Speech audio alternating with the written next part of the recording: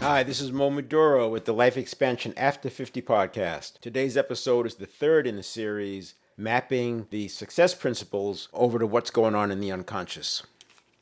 We're starting off this week with gratitude journaling. You've heard that journaling is a great exercise for getting rid of anxiety or managing your anxiety, helping modulate your emotions. I 100% concur. There's a lot of value in journaling. It crystallizes thought. It's also getting one of your senses involved, the kinesthetic sense of touch. Your unconscious tends to be real focused on the senses, and by writing, you're able to remember things. And a lot of times, if you've taken notes, you can recall information just by writing. So I like to do that. Sometimes I'll actually draw when I'm doing an event, because the drawing helps me pull in remembrances. I've taken a lot of notes in seminars and all that, and it comes back in very easily. So write down daily things you're grateful for. This practice reinforces your focus on the positive aspects of life.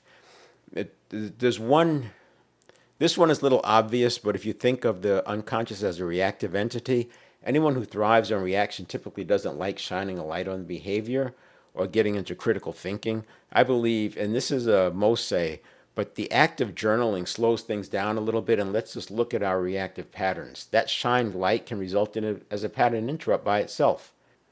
In addition, you can introduce a few minutes into your meditation where you acknowledge the behaviors you no longer want to do. Visualize yourself catching yourself in the act, and then follow with that positive visualization. So sometimes journaling can work in concert with that by identifying behaviors that you want to change. Release resistance. Let go of doubts and resistance. Trust the process and timing of your outcomes. Now, this one can be one of the harder ones to let go of. I remember the inner game of tennis stressed this, letting go, but then you talk to great players and they talk about raising the level of their game at different points in the match. So in one respect, there's this idea that we will naturally push back against any resistance, but giving the resistance of too much concern or too much attention makes it more familiar, again, like negative goal setting. So keep the positive picture in mind, accept that timelines come and go, and think of it more like the baby learning to walk. You don't fail, you just learn what doesn't work and refine what does. There's an old little exercise we do in facilitating seminars. You put your hands together like this, so you're on audio. I've got my hands sort of in a praying mode. My fingertips are pointing straight up to the sky. My palms are touching, fingers are touching, my forearms are horizontal. And you tell the person on a count of 3, I want you to push as hard as you can with your right hand. And most people will push as hard as they can with the right and automatically push back on the left, when in reality what should happen is when they push with the right, it just goes over to the side because there is no pushing from the left.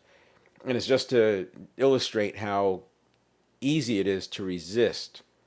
It's just natural. When you feel any kind of pressure, we push back on it. The next one is embrace patience. Understand that manifestation takes time. Practice patience and trust that things are unfolding as they should. Now, that word manifestation, I'm using that in the success principle because that's how it's written. It's sort of a law of attraction thing. The opposite of patience can be chaos. A state of chaos is not known for delivering breakthrough results. Of course, it can happen, but I like to make plans on the general rule, not the exception. A technique I used when selling, if I start to feel a sale that's starting to slip away, I remember selling life insurance, I would get like a little perspiration on my temples, it felt like. And what I would do is simply visualize the person writing out the check. Now, normally this was a sale I felt was a good match for the person. I don't use pressure tactics, but I felt like it was a good match for the person. And it was starting to slip away because people get doubts, right? And then I would just visualize them signing the check. And inevitably, what would happen is I would start to come up with the things to say. I would remember something that they said, and I just would relax. So that's an idea of letting go. I would just put the picture out there, and then I would just relax and let go, knowing that that picture is going to come to pass, versus resisting it and pushing back on it, and then you're keeping the picture of not making the sale in your mind. I did the same thing with motorcycle trips. When I was on a long trip, sometimes you're on the motorcycle 7 to 10 hours in a day, your mind wanders, something almost happens, you near miss, whatever. It's very easy to start thinking about something could happen. You start thinking about, suppose I get cut off, and you start having these gamification going on, like you're trying to think about it, but that's not the time to think about it.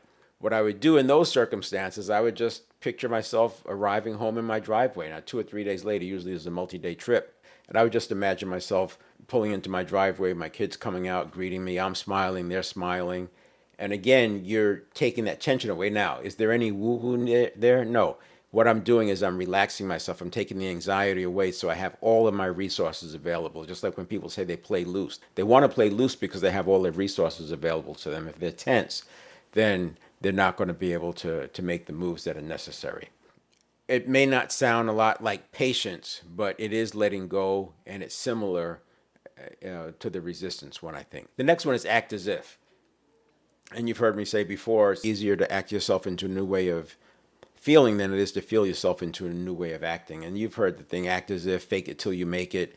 Again, there's no woo-woo. It's just behave as if you've already achieved the goals. Remember, the unconscious doesn't know the difference between imagined and real. And by stepping into it like you've already done it, this creates a resonance with your desired reality.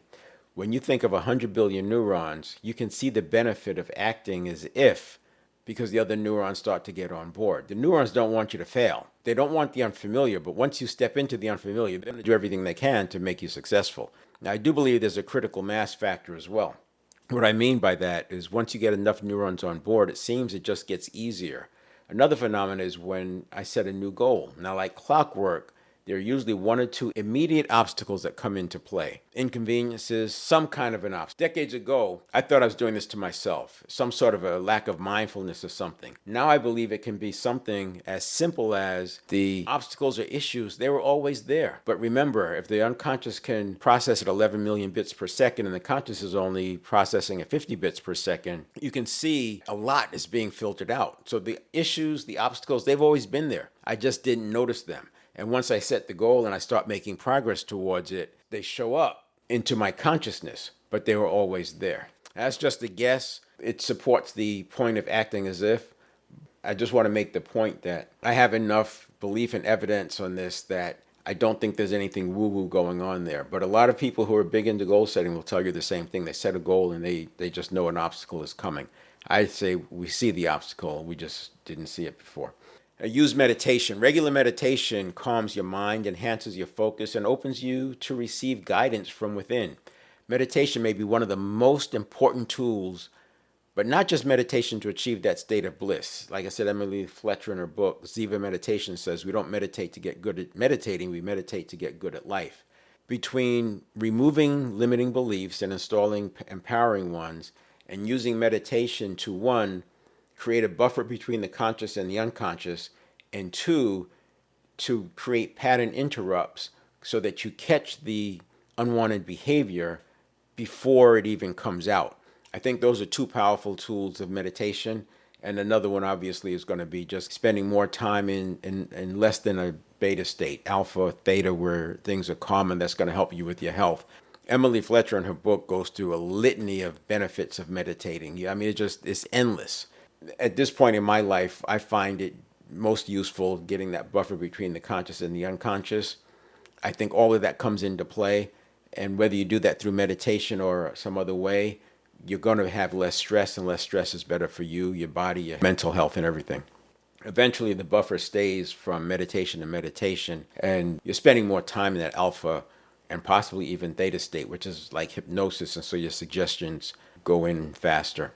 The next one is foster belief in yourself. This one's pretty obvious, and it goes along with getting rid of the limiting beliefs and replacing them with empowering beliefs, but believe that you're deserving and capable of achieving your goals. Belief drives mindset, habit, priming, even setting of the vision in the first place. If you have enough belief, your vision is going to be higher. We also need to act on that belief. Now, Claude Bristol wrote in the 50s, The Magic of Believing, a fascinating book, probably ahead of its time. And he gives so many examples. He really took it to the next level with this book. Placebos also work through belief.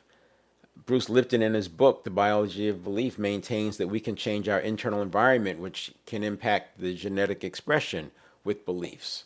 So there's a lot to be said around beliefs. They're hard to change, but there's a lot to be said for it. And if genes changing their expression can cause cancer, and it can lengthen the telomeres on DNA, which actually has the effect of having people function like they're younger, then I think we need to lean into understanding how to change your beliefs, how to recognize limiting beliefs. And there are exercises that you can do to do that. But I think it's best to have some kind of a coach or something, a friend, to just listen to you or even record yourself talking.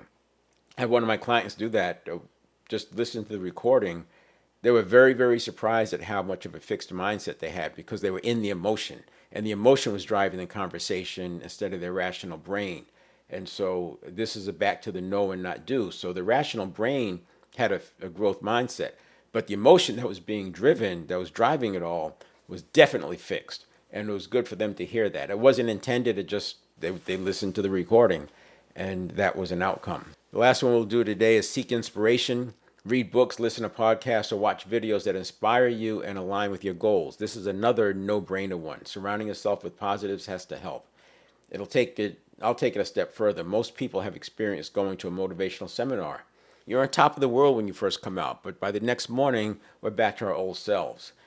By meditating, in addition to the positive exposure and reminding yourself of who you no longer want to be, this makes stepping into your future and feeling all that emotion more real. In doing this, you're decreasing the amount of time the old neurons are front and center. Likewise, the more you can live the life you design, the less the old personality will be taking over these random moments.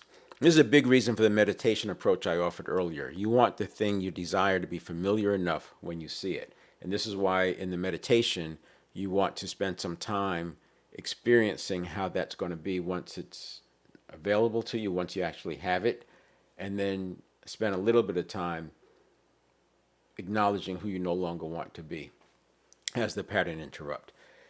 The next one, we'll start off with staying open to opportunities. Pretty straightforward. We'll see you next time.